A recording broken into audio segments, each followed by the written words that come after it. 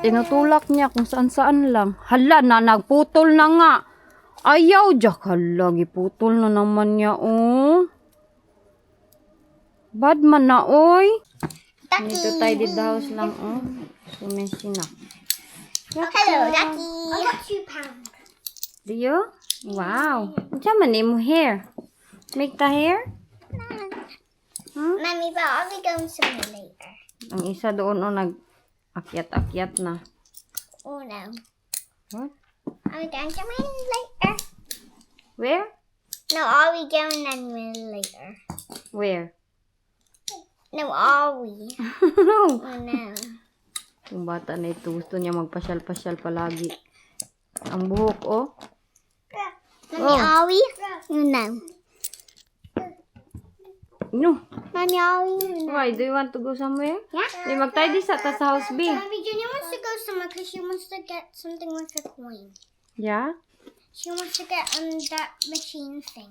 Oh. That's where she wants to go. Vroom, vroom. Okay, now. Now, split. Vroom.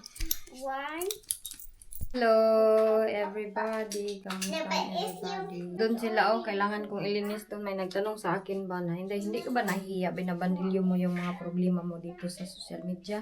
Hindi naman ako nahihiya. Kami lang, ha? Para sa akin lang, doon yung towel ko kaya naligo ako today. Hindi naman ako nahihiya kay totoo naman din nangyari yun. Tapos yung nangyari sa amin na nakulong ako, na tapak ko yung dad nila, that is normal.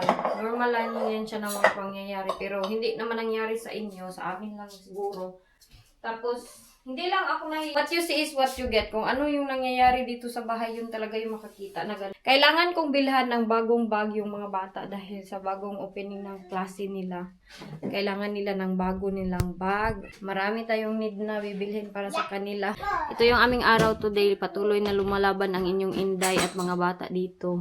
Kasi maraming problema kay...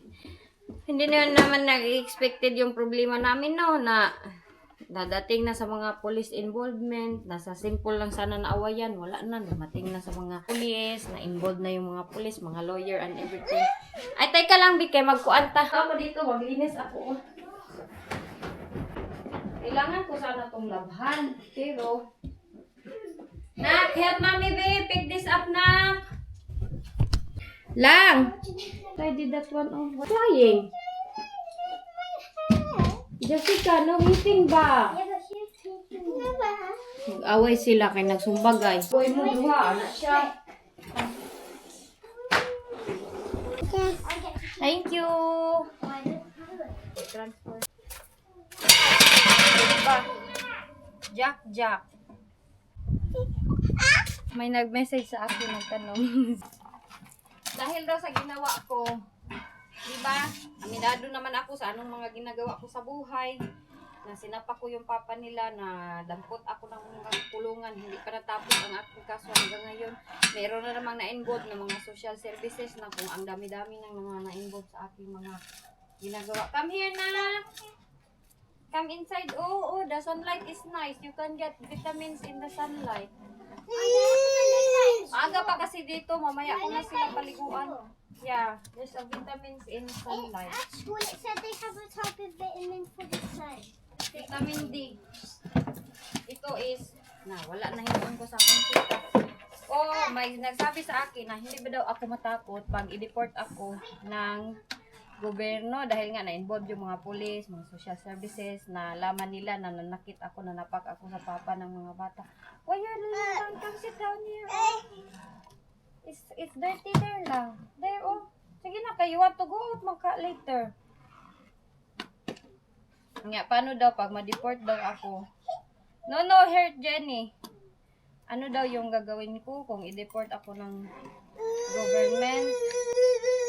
Hindi naman siguro nila ako basta-basta i-deport ng walang malalim talaga na maimbestigahan nila sa akin. Kasi yung sa problema ko talaga is yung pagpanapak ko lang, hindi pa siya na-dismiss na kaso dahil meron pa akong kinakarap ngayon na social services, yung palaging tumatawag sa amin, na sinabi ko na sa inyo na nagtatawag sila sa amin dahil sa nangyari nga na involve yung police, dinakip ako paulit-ulit yung aking cycle at they don't agree, ayaw nilang mga ganyan, ayaw nila sa mga ganyan. Sabi nang nag-message sa akin, dapat mag-ingat daw ako, baka i-deport daw ako papunta Pilipinas at mawalan ako ng ano dito, rights sa pagtira dito. Hindi naman siguro ako basta-basta nilang i-deport siguro kay ano, wala naman yung sobrang grabe talaga na kaso na nagpatay or yung ginawa ko sa government, wala naman siguro. So, court nila ako, dapat kasama yung mga bata, di ba? Kinakatakutan ko talaga is yung kukunin yung mga bata, ito sila sa akin.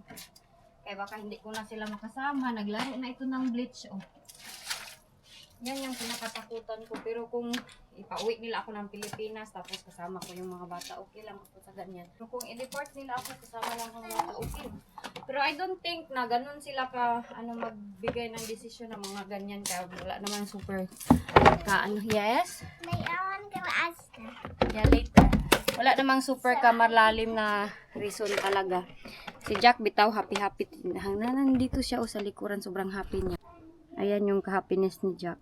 Kahit everyday yan siya nandito sa labas, okay yan siya. Hoy, dirty na! So, ito na yung itsura ng aming likuran ngayon. Kay tinumba na ni Jack lahat, di ba? O, wala na dyan yung aking mga strawberry. Ang aming lemon, namukadkad na. Namukadkad na yung bulaklak ng aking lemon tree. Ang happy-happy ko. Pero nilagay ko siya dito sa medyo maano talaga kay tinutumba ni Jack. Hala, nagpulinate ang mga honeybee. Honeybee ba yun? Tapos yung strawberries nandito. Ayan. So si Jack, nandito siya ngayon. Naglalaro. Andyan si Jack. Happy-happy siya. Kay, iwan ko, yan man yung obsession niya. Yung gripo-gripo. Yan yung mga ano niya. So, ang aming bahay, wag na ninyo tingnan yan kay sobrang makalat. Maganda lang yung ating weather today. Sobrang happy ako today. And always ako nagpe-pray talaga. Every morning ako nagpe-pray. Every morning nagpapasalamat ako na Lord, thank you. Another day sa life. Every morning talaga. Tapos tinatry ko i-practice yung aking self na unahin ko bitaw magpasalamat kaysa sa yung i-grab yung cellphone na diretso check sa social media, sa mga messages, kung ano na nangyayari. Ganon. But for now, na-turn off yung ating comment section. I don't know kasi kanang hindi worth it yung aking comment section. Sometimes kasi nakakabasa ako ng mga very bad comment na sabi ko, this is not relatable naman na mga comment na sobra-sobra na below the belt. Kaya hindi ko na tinitolerate ba na masayangan sana ako mag-off ng comment section dahil kay maraming mga babait na tao ba na nagko-comment dyan. Namimiss ko yung mga comment nila everyday na Inday Elgin, si Jack, si Jenny, ganito ganyan, mahal namin yung mga anak mo, natutuwa ako sa kanila. Namimiss ko yung mga comment na ganyan talaga, promise. Pero kailangan ko talaga siyang i-off kay sometimes below the belt na good ang mga comment ng ibang mga tao na di naman nila tayo kilala. Nagkamali man ako, at tanggap ko naman nagkamali ako, na nakit ako, pero it doesn't mean na may right na bitaw kayo na mga below the belt. Kahit naman dati wala akong mali na ginagawa, below the belt yung kino-comment nila. So for now, mas better na i-off ko na lang talaga yung comment. So yun na yung sagot ko sa tanong na i-deport ba nila ako. Parang hindi naman siguro nila ako i-deport kay grabe yung process ng mga deport. Oy, pag deport nila ako, tapos yun yung kaso ko. Hindi yan basta-basta na diretso nila ako ma-deport. Kuan na lang, kung ma-deport nila, yung malaki talaga, sobra-sobra ang kaso na may nagawa ka talaga, sobrang masama na ginawa dito. Tapos, di din basta-basta deport. Kulungan pa yan, ang buwad naman. Sa kulungan pa yan, bago yung mga ganito-ganyan. Pero sa akin, I'm praying na hopefully son matapos na to lahat yung mga social services ko na nangyayari kasi dati naka-experience na din ako ng mga ganito. Hindi ko to first time. Dati talaga nagpunta sila dito. Ito ngayon nagtatawag pa lang sila sa akin. They're not happy daw lagi sa akin ginawa. Okay. Sabi ko, alam ko, sinabi ko sa kanila. Enjoy natin ang God's creation. Ito yung aking nilabhan kahapon. Wag na ko nang ipakita. Si Jack na lang. Yan dyan, kailangan ko yan na naman linisan yan dyan. Kaya kailangan ko walis-walis dyan. Ang mga ate ayaw lumabas. Ito lang si Jack, nag-i-enjoy dito sa labas. Tapos ito, is nainit kasi blue sky tayo today. Oh, summer, maganda yung ating summer season. Jack, ito pinutol na ito ni Jack lahat Yan siya yung nagputol niyan, 'di ba Jack? Ang dami mong sinira dito sa plants, no? Dami pinutol ni Jack. Oh, no hurt ha. Ayaw. Kaya sometimes hindi ko siya pinapalabas kay inaano niya lahat ng mga plants. Tinutulak niya kung saan lang. Hala na, nagputol na nga. Ayaw, Jack. Hala, giputol na naman niya, Bad man na, oy. Nahuubos na, Hurot na. No. Hurot na niniyag ko. Ang tanggal. Sayang kay ang ganda pa naman ang formation sana nito. Kaluoy aning plant, oy.